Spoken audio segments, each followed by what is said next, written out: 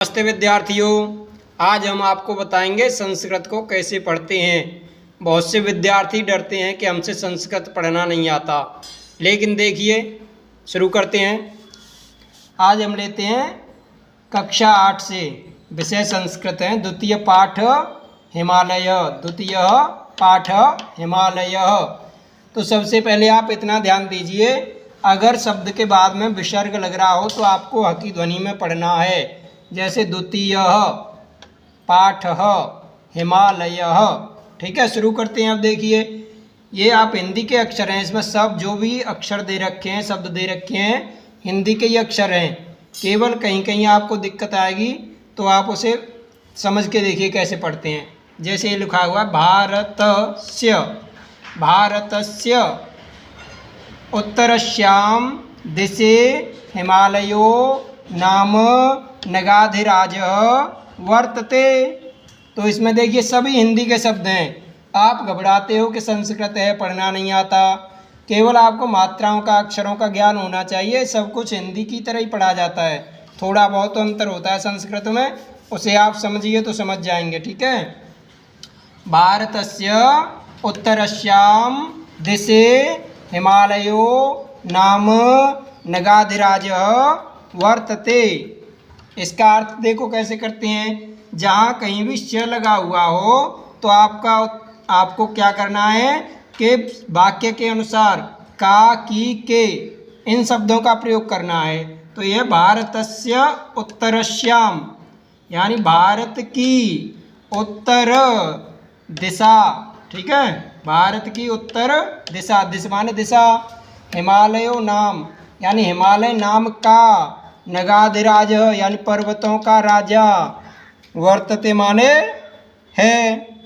भारत की उत्तर दिशा में हिमालय नाम का पर्वतों का राजा है। अयम ही पर्वतः जगतः सर्वेषु पर्वतेषु उच्चतमः श्रेष्ठश्च। देखो, अय के ऊपर बिंदी लगी है, अंक की मात्रा है, तो इसे म की ध्वनि में पढ़ेंगे। अयम, अयम हे पर्वतः। आपको बताया कि पीछे विसर्ग हो तो ह की ध्वनि बोलनी है। पर्वतः जगतः सर्वेषु पर्वतेषु उच्चतमः श्रेष्ठश्च। इसका अर्थ है यह पर्वत ही संसार के सभी पर्वतों में उच्चतम और श्रेष्ठ है, यानी ऊंचा है, सबसे ऊंचा है सभी पर्वतों से। ठीक है। अतएवायम पर्वतराज कथ्यते, इसलिए ही पर्वतों का राजा कहलाता है। समुद्रतः बाष्पमादायागच्छन्तः मेघान अवरुद्ध्यासो वर्षा कार्यते। समुद्रतः बाष्पमादायागच्छन्तः पढ़ लेंगे ना, केवल आपको जल्दी में मिला के पढ़ना होता है। बाष्पमादायागच्छन्तः मेघान अवरुद्ध्यासो, अवरुद्ध्यासो वर्षा कारयते, यानी समुद्र की ओर से बाष्पित हुए मेघों को, मेघ माने बादल, बादलों को अवरुद्ध माने रोककर, वर्षा कार्यते, समुद्र से बाष्पित हुए बादलों को रोककर वर्षा कराता है। कौन रोकता है बादलों को? हिमालय। ठीक है। इदमेव वृष्टिजलम पर्वते अस्मिन् हिमं भूत्वा शोभते। यह वर्षा का जल इस पर्वत पर बर्फ होकर सुशोभित होता है, बर्फ के रूप में शोभा देता है। अस्मादेव कारणादस्य शिखराणि सर्वदा हिमेनाच्छादितानि भवन्ति। अस्मादेव कारणदस्य, इसी कारण इसके शिखर पर हमेशा बर्फ रहती है। ठीक है, यानी इसी कारण जो वर्षा का जल होता है ना, वो बर्फ के रूप में यहाँ एकत्रित हो जाता है। और इस पर, इसी कारण इसके शिखर पर हमेशा हिम से ढके रहते हैं। हिमेच्छादितानि हिम से माने बर्फ, आच्छादितान माने ढके, भवंत होते हैं।